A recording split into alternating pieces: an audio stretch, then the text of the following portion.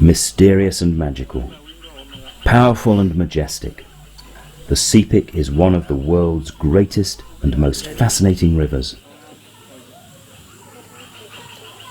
The largest river of the Pacific, it is to the landmass of Papua what the Congo is to Africa, or the Amazon to South America. Along its shores are a rich mixture of cultures and ethnic groups, timeless lifestyles that have evolved to survive the many moods of the river, and art forms, skills, crafts and traditions rooted in times long forgotten. And it's also probably the most linguistically diverse area in the world, with nearly 300 languages spoken along the river's course.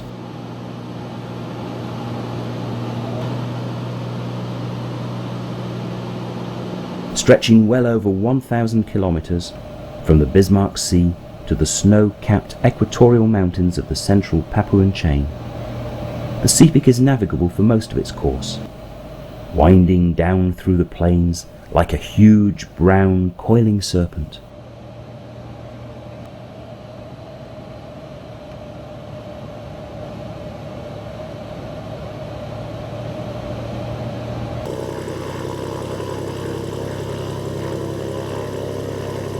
There are no roads in the Sepik region. The river is the only way in and out of the region, apart from the occasional small mission plane.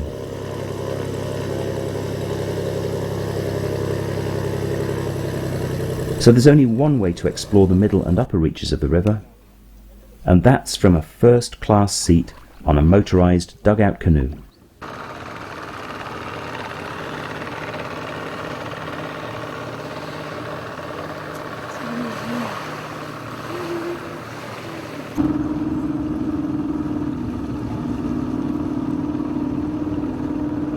And our plan? To cross the broad floodplain of the Sepik, to reach one of the waterfalls that feed this mighty river.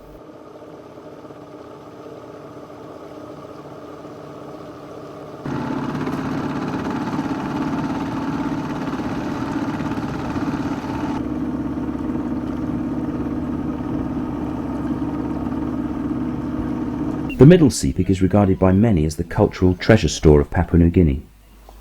And unique to the Sepik are the spirit houses, the House Tamboran, where these treasures are stored.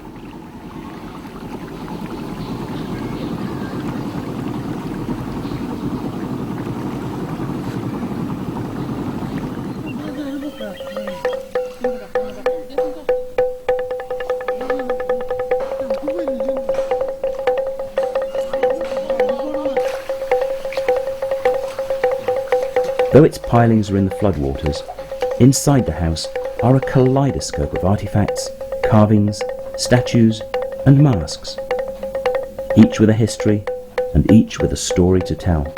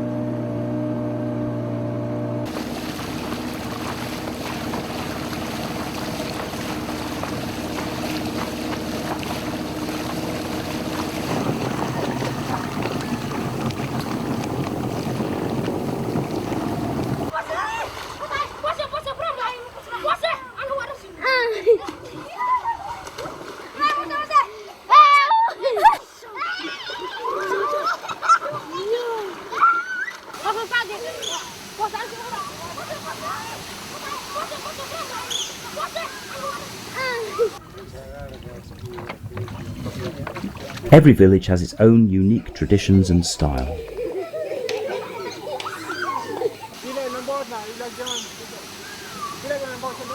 Visitors are a rarity, but always greeted as a break from the daily routine. And you'll always be welcome for a chat.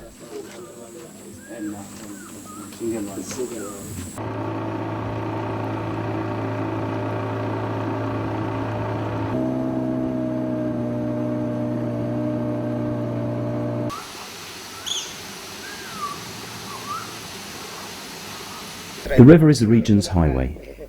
There are no roads, and so no other transport than boats.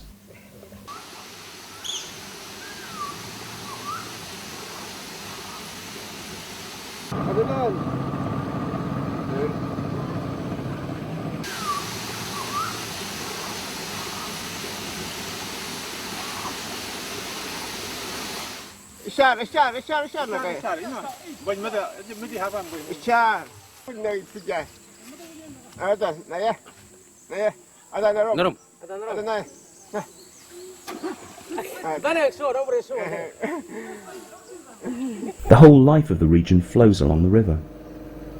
And in a region where subsistence is from fishing and small vegetable gardens, the canoes are still built in the same way they always have been.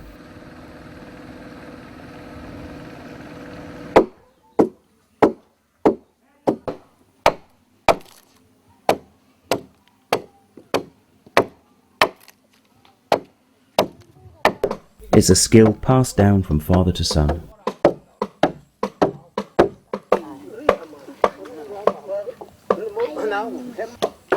A tree is selected and felled, floated back downstream to the village, and carved out as the next generation of rivercraft.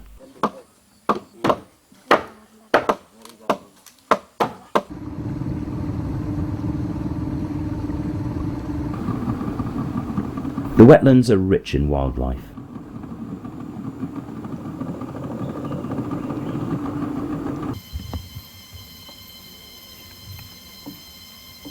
Crocodiles are common, and these two lizards will make a fine meal tonight.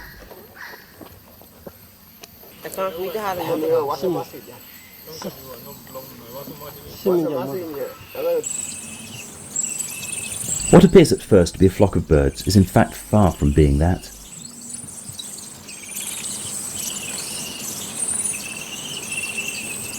These aren't birds, but flying mammals.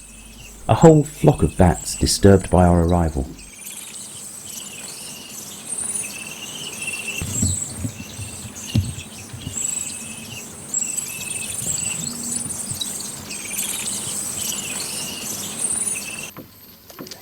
But it's the great river itself that is the main provider of protein, rich enough in fish to feed the villages on its shores.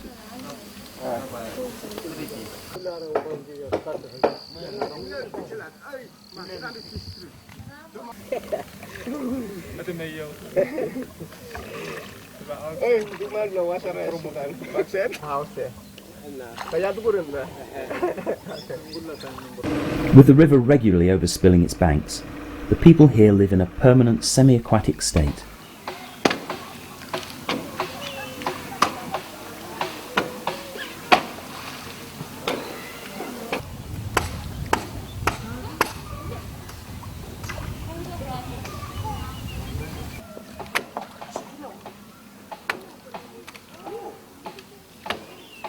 Even the animals have learnt to adapt, to keep their feet dry, and to find a place to sleep above the floodwaters.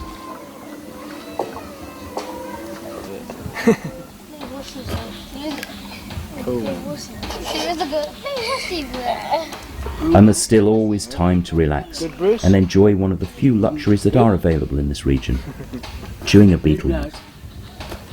Yeah.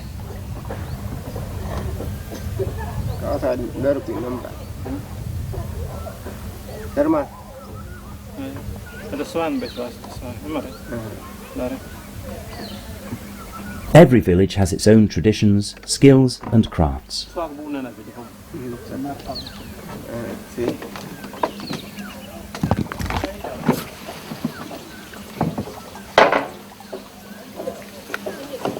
Face painting for ceremonial occasions is as common here as it is in other remote regions of the nation.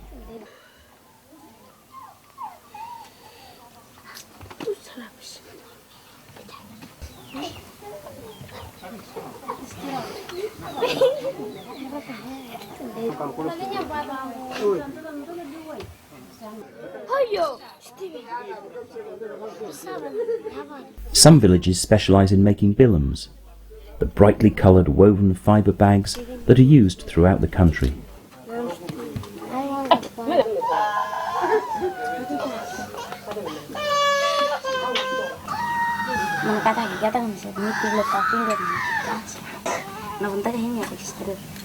Other villages specialize in pottery, both for sale and for daily use, the leaf of a banana plant forming the craftsman's work table.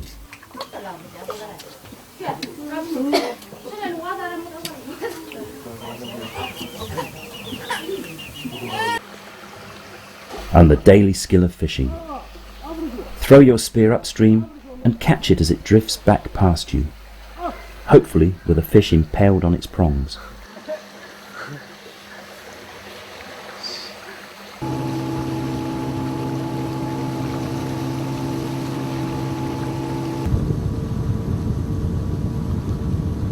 Now hundreds of kilometres upstream, the river is narrowing, and the luxuriant vegetation along its banks seems to be pressing in.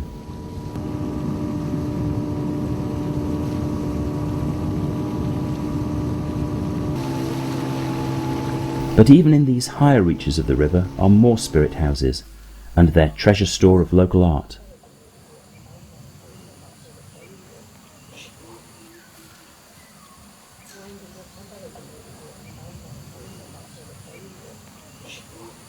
Art which is so unique and prized by collectors that even the Metropolitan Museum in New York houses a permanent Sepik collection.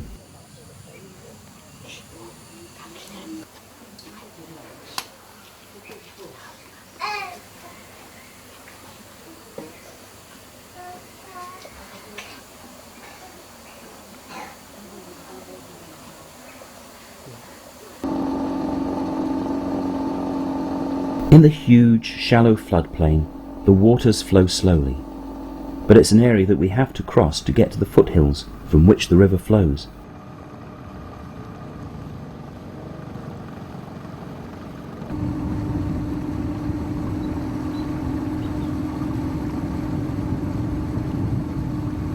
Geologists have established that these plains were once an inland sea.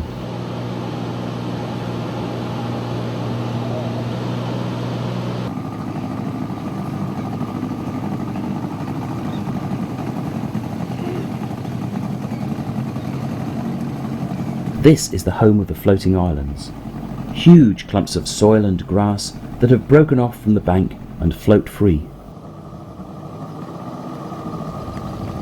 So it's an ever-changing area, a watery maze, but it's one we have to pass through to reach our goal.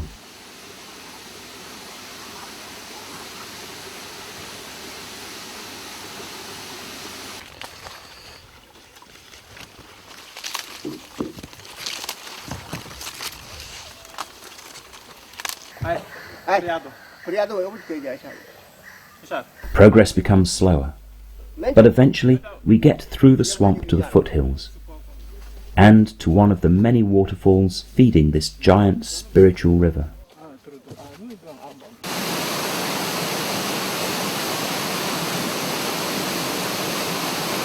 But even here, we're still a very long way from its actual source, high in the remote mountains.